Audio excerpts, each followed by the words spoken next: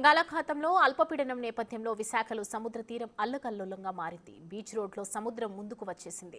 Beach రోడ్డుకు 30 మీటర్ల దూరం వరకు అలలు ఎగిసి పడుతున్నాయి. విక్టరెట్ సీ ఎదురుగా తీరం భారీగా కోతకు గురవుతోంది. మరిన్ని వివరాలు మా ప్రతినిధి రాజు అందిస్తారు. విశాఖ బీచ్లో సముద్రం ముందుకొస్తుంది. భారీగా కోతకు గురవుతున్నటువంటి పరిస్థితి కనిపిస్తుంది. గడిచినటువంటి దాదాపుగా 10 రోజుల నుంచి కూడా వాతావరణంలో వస్తున్నటువంటి మార్పులు, అదేవిధంగా భారీగా ఎగసిపడుతున్నటువంటి అలల నేపథ్యంలో సముద్రం ముందుకొస్తున్నటువంటి పరిస్థితి కనిపిస్తుంది.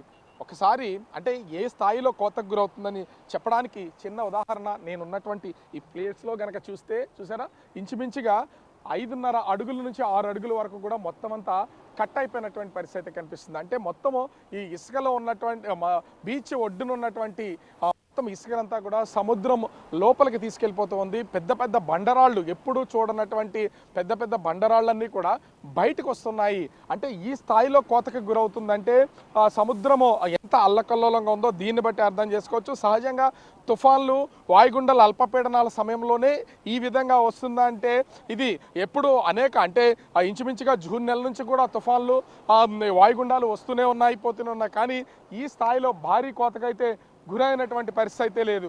ఒక్కసారి కనుక మనము విజువల్ని గమనించి చూస్తే సోమవారం అంటే ఈరోజు బుధవారం, నిన్న మంగళవారం, సోమవారం, ఈ రోజుకి 3 రోజుల క్రితం ఇదే ఆర్కే బీచ్లో కోతకి గురవుతుంది మొత్తం అంతా అంటూ బిగ్ టీవీ నుంచి ఒక వార్తను కూడా ప్రసారం చేసి చూపించాం. అయితే ఆ రోజుకి ఈ రోజుకి వరకు చూస్తే కనుక ఇప్పుడు ఎగసిపడుతున్నటువంటి అలల్ని కనుక చూస్తే ఇక్కడ వరకు కూడా భారీ ఎత్తున అంటే ఇంచుమించుగా 5 అడుగుల మేర వరకు ఇసుక మేటలు ఉన్నటువంటి పరిస్థితి అయితే ఉంది. ఇప్పుడు మొత్తం ఇసుక మేటలన్నీ కూడా పూర్తిగా ఇవన్నీ సముద్రం లోపలికి వెళ్ళిపోవడం చూస్తే ఈ కనిపిస్తున్నటువంటి అంటే ఎంత ముందు వరకు అలలు చొచ్చుకొస్తున్నాయో దీన్ని బట్టే చూడవచ్చు.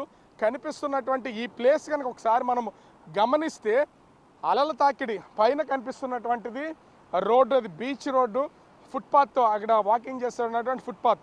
అక్కడి నుంచి కేవలం ఇది 20 అడుగులు నుంచి 25 అడుగులు మధ్య మాత్రమే ఉంటుంది ఈ ప్రాంతం. అంటే మొత్తం ఫుట్పాత్ నుంచి కిందకి దిగితే ఒకసారి ఈ గనక మనం చూస్తే అంటే కోతకు గురవుతున్నటువంటి ప్లేసెస్కి సంబంధించి కనుక మనం ఒకసారి చూస్తున్నాం కదా, సముద్రపు అలలు తాకిడి మొత్తం అంతా కూడా అలలు వచ్చి ఈ మొత్తం బీచ్ ఒడ్డునంతా కూడా కొడుతున్నటువంటి నేపథ్యంలో ఈ మొత్తము ఇసుకంతా కూడా కొట్టుకుపోయి చివరికి ఈ అంటే ఈ చెట్లు మాత్రం, ఈ పాదులు మాత్రమే మిగిలినటువంటి పరిస్థితి కనిపిస్తుంది. మొత్తం అంతా కనిపిస్తున్నటువంటి ఈ వాతావరణానికి సంబంధించి అంతా చూస్తే కనిపిస్తున్నటువంటి బండరాళ్ళు గడిచిన 5-6 సంవత్సరాల్లో కూడా ఎప్పుడు ఈ స్థాయిలో బయటపడినటువంటి పరిస్థితి అయితే లేదు. సముద్రం ముందుకొస్తుంది.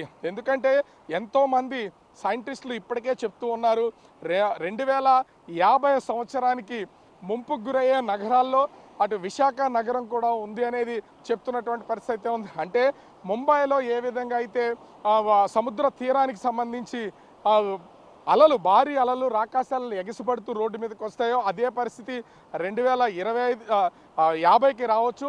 దీనికి తోడు బీచ్ రోడ్డు కూడా ముంపుకు గురవచ్చు అనేది చాలామంది సైంటిస్టులు చెప్తున్నటువంటిది. దానికి తార్కాణంగానే ఇక్కడ కనిపిస్తున్నటువంటి పొజిషన్ అయితే ఉంది. ఒకసారి అంటే నేను చెప్తూ ఉంటే ఇది ముందు వరకు వచ్చింది అనేది చెప్తూ ఉంటే ఎవరికి సహజంగా నమ్మే పరిస్థితి కనిపించట్లేదు. నేనున్నాను కదా, ఇక్కడ వరకు కోతకు గురైంది, అలలు తాకిడి ఇక్కడ వరకు వస్తుంది. ఇక్కడ నుంచి చూసిన 1 2 3 4 5 6 7 8 9 10 ఇంచుమించుగా ఇక్కడ వరకు నేను నడుచుకుంటూ వచ్చాను.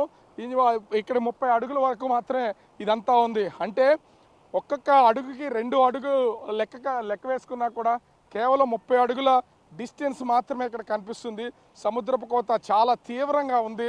సముద్రం కూడా రాకాసి అలలు ఎగసి పడుతూ చొచ్చుకుంటూ వస్తున్నటువంటి పరిస్థితి అయితే కనిపిస్తుంది. ఈ స్థాయిలో వస్తున్నటువంటి నేపథ్యంలో కొంత ఆందోళన చెందాల్సినటువంటి పరిస్థితులు కూడా ఉన్నాయి. దానికి నిదర్శనమే కనిపిస్తున్నటువంటి ఇక్కడ ఉన్నటువంటి బండరాళ్ళు కానీ, ఎప్పుడూ లేనటువంటివి బయటకు వస్తున్నటువంటి బండరాళ్ళను చూస్తే మనకు అర్థమవుతుంది. ఒక విధంగా చెప్పాలంటే విశాఖతో పాటుగా బయట ప్రాంతాల నుంచి వస్తున్నటువంటి ఎంతోమంది టూరిస్టులకి ఒక ఆహ్లాదాన్ని ఇచ్చే వాతావరణంగా ఉన్నా కానీ ఇది సముద్రం ముందుకు వస్తాం, అదేవిధంగా కోతకు గురవుతున్నది చూస్తుంటే మాత్రం కొంతవరకు ఆందోళన చెందాల్సినటువంటి పరిస్థితి అయితే ఉంది. 2050కి ఖచ్చితంగా విశాఖ నగరం కూడా సముద్రపు ముంపులో ఉంటుందని సైంటిస్టులు ఏ విధంగా అయితే చెప్తూ ఉన్నారో, హెచ్చరికలు జారీ చేస్తున్నారో దానికి అనుగుణంగానే ఇంచుమించుగా ఇంకంటే 25 సంవత్సరాల తర్వాత విశాఖని ఎలా ఉంటుంది ఏంటి అనేది ఊహించలేం. కానీ దాని పరిణామాలు మాత్రం ఇప్పటి నుంచే కనిపిస్తున్నాయని చెప్పొచ్చు. ఇది కేవలం కోతకు గురవుతుంది, అది నవంబర్ డిసెంబర్ నెలలో లేదా జనవరి నెల వరకు మాత్రమే కోతకు గురవుతుందని ఆలోచించి కొట్టిపడేసి వదిలేస్తే మాత్రం చాలా తీవ్రమైనటువంటి పరిణామాలు భవిష్యత్తులో ఎదుర్కోవాల్సినటువంటి పరిస్థితి అయితే ఉంది. ఎప్పటికైనా సరే చాలామంది ఇప్పటికే అనేక మంది సైంటిస్టులు ఉన్నారు, వీటి మీద పరిశోధన చేస్తున్నటువంటి వాళ్ళు ఉన్నారు. ఎందుకు విశాఖ సముద్ర తీరంలో ఈ విధమైనటువంటి కోతకు గురవుతుంది, సముద్రం ఇంతగా చొచ్చుకుని వస్తుందనే దాని మీద పరిశోధనలు చేసి దీన్ని నిగ్గుతేల్చాల్సినటువంటి పరిస్థితి కనిపిస్తుంది. అంటే కేవలం తుఫాన్లు వాయుగుండాలు వచ్చేటువంటి సమయంలోనే ఇలా ఉంటుందా అనుకుంటే జూన్ నెల నుంచి ఇంచుమించుగా తుఫాన్లు వాయుగుండాలు అల్పపీడనాలు వస్తూనే ఉంటాయి. కానీ ఎప్పుడూ లేనటువంటి భారీ సముద్రపు కోత ఇప్పుడే వస్తున్నటువంటి పరిస్థితి అయితే ఉంది. స్థానిక మత్స్యకారులు కూడా చెప్తున్నటువంటిది సముద్రం లోపల ఈ నెలల్లో కొంత అలజడి తక్కువగా ఉన్నా కూడా అది తీరంకి వచ్చేసరికి మొత్తం వడిలు పెరిగి మొత్తం ఇసుకనంతా కూడా లోపలికి తీసుకెళ్ళిపోతుంది, సముద్రం ముందుకు చొచ్చుకొస్తుందని చెప్తున్నటువంటి పరిస్థితి కనిపిస్తుంది. మరి కారణాలు ఏవైనా కానివచ్చు, భవిష్యత్తు తరాలకి ఖచ్చితంగా విశాఖ బీచ్కి సంబంధించిన అందాలను చూపించాలన్నా కూడా దీన్ని సంరక్షించి అసలు కారణాలు ఏంటో తెలుసుకోవాల్సినటువంటి పరిస్థితి అయితే ఉంది.